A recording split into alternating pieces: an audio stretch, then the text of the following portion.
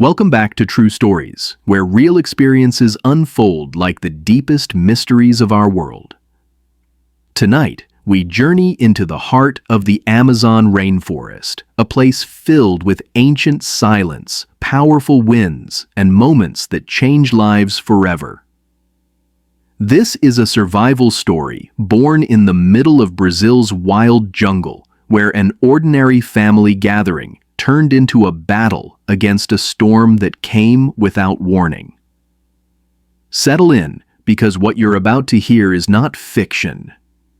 It's a true story from the edge of the Amazon, and it reminds us just how quickly nature can rewrite everything we think is safe.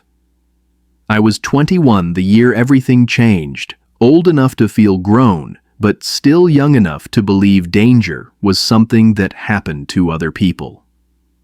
It was late in the season of rising winds, when the rivers swelled and the sky darkened early over the rainforest.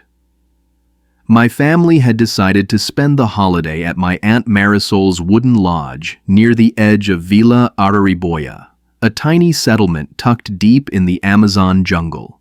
Aunt Marisol's place sat where the forest met the riverbanks, surrounded by samauma trees that towered like ancient guardians. People in the village always warned travelers that the weather in that part of Pará could turn wild without a moment's notice, but we had been coming there for years, and the jungle had always felt like home.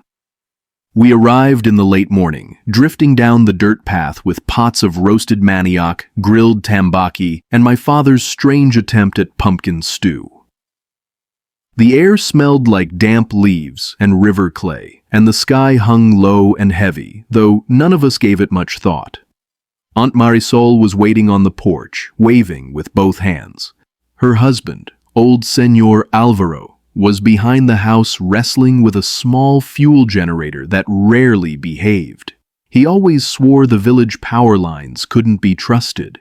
Nobody argued. Electricity flickered there the way fireflies blink in the night. Inside, the house felt warm and alive. The wooden walls were painted bright blue, and the kitchen smelled of herbs and roasting meat.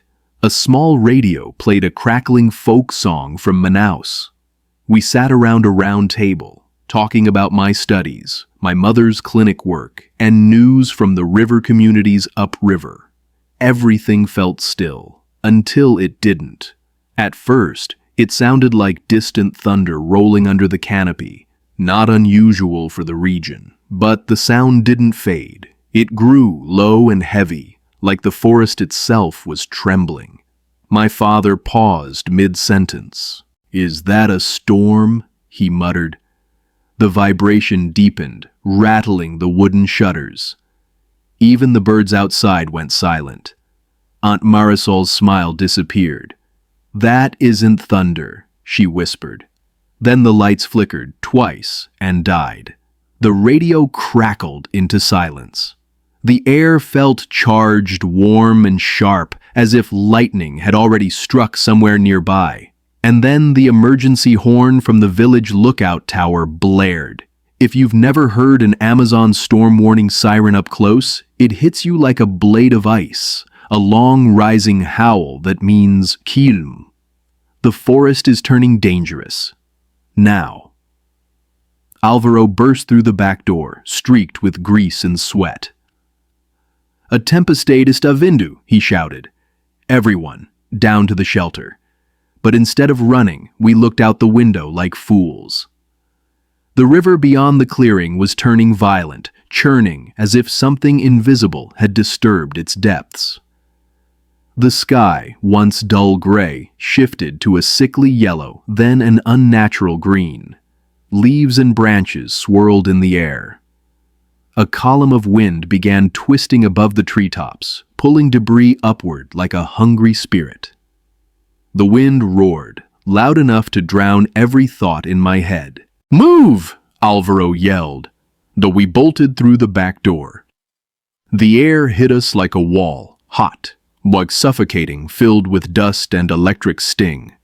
Trees bent as if bowing to some unseen force. The ground trembled under our feet. We sprinted toward the old root cellar built into the hillside. Alvaro shoved the door open, and we dropped inside. The storm hit just seconds later. It felt like the world was being torn apart above us. The walls shook, earth groaned, dust rained from the ceiling. Aunt Marisol clung to my mother, sobbing. I curled into myself, ears ringing from the roar. The storm clawed at the door, howling in fury.